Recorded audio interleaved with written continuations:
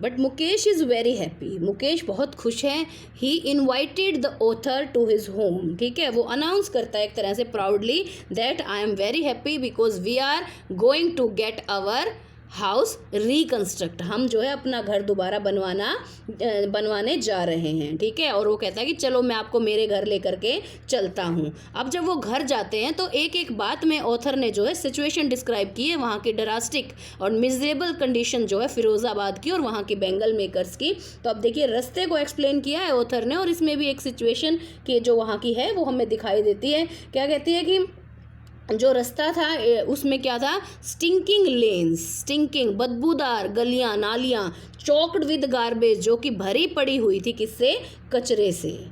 Home in the way had crumbled walls, टूटी हुई दीवारें, ठीक है, क्रम्बल्ड वॉल्स, टूटी हुई दीवारें थी घरों की। वॉबली डोर्स, हिलते हुए दरवाजे थे। नो विंडोज, उसमें कोई भी खिड़कियां भी नहीं थी। And the houses were crowded with man and animal, ठीक है, और छोटे छोटे घरों में इंसान और पशु एक साथ ही रहते थे, यानी कि वो घर जो थे वो नरक के समान थे और रहने लायक नहीं थे, ठीक है। And finally they reached at the end of the lane, they reached in front of a house, ठीक है, and the house had wobbly door, उस घर का दरवाजा भी हिलता हुआ सा ही था, झूलता हुआ दरवाजा था। अब जो है Mukesh kicked the door and they entered.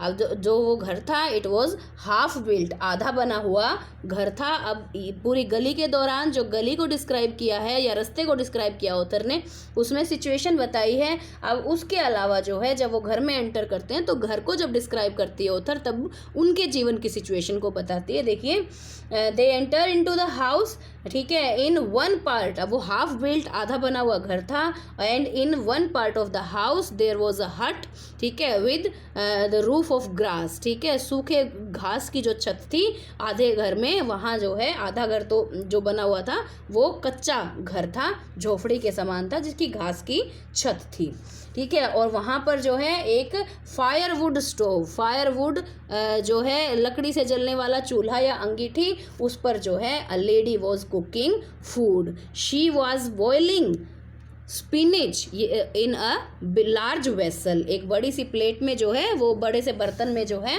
वो जो है पालक उबाल रही है। Some other vegetables were also there in another plate, they were chopped, she was making food for the family, ठीक है। She was a thin lady smiling with smoky eyes, ठीक है। अब यहाँ पर देखिए उसकी आंखों को स्मोकी आईज क्यों कहा गया बेटा, क्योंकि वो जो है धुआं उठ रहा है फायर वुड स्टोव से and it is getting enter in her eyes, उसकी आंखों में धुआं घुस रहा है। But then also she was smiling, she didn't have any pain, she was not feeling, actually she had pain but she was not feeling it, ठीक है। उसको लगता है it is her duty to cook food for the family, ठीक है। अब वो मुस्कुराती है। She was having well, well होता है घूंघट, ठीक है, तो उसने घूंघट पहना हुआ है। और according to custom of the country, of our country, it is a tradition, it is a custom that young ladies keep veil in front of the elderly man of the family, ठीक है, हम सबको पता है। तो she was having a veil over हर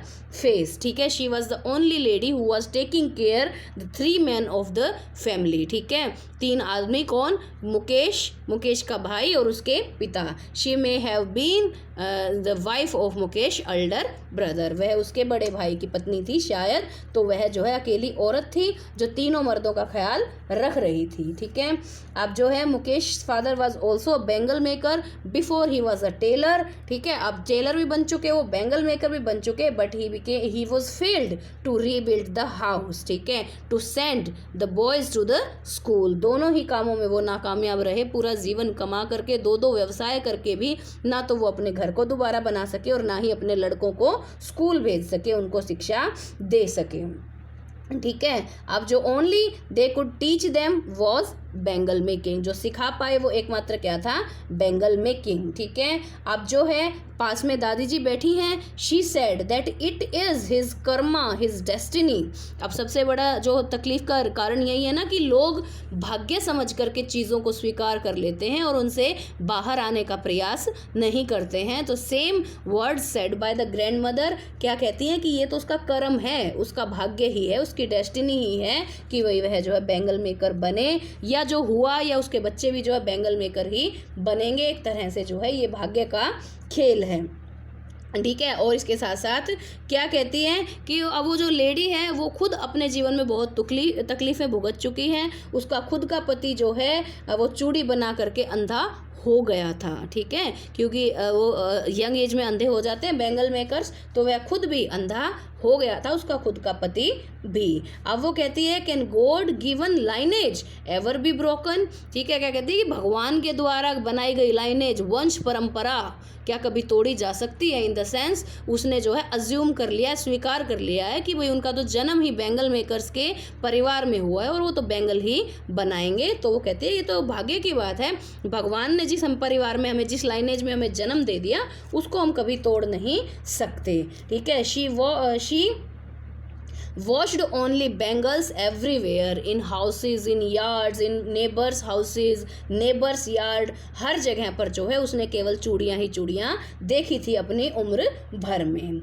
ठीक है, अब जो है उन चूड़ियों को जो है 4 पहियों वाली जो गाड़ियाँ, जो कर्ट्स थी, उनके ऊपर बेचा जाता था। जो जवान लोग थे वो उनको चला करके पूरे कस्बे में या बाहर भी बेचते थे। ठीक है, अब वहाँ जो है हर कोई जो है बैंगल मेकिंग करता था डिम लाइट में। ठीक है, और जो है विक्टिम बन जाता था बैंगल मेकिंग के जो साइड इफ़ेक्ट्स हैं उनका, आईसाइट खो देना और जो है पूरा जीवन मेहनत करने के बाद भी जो है कभी भी सुख से भोजन को प्राप्त न करना। अब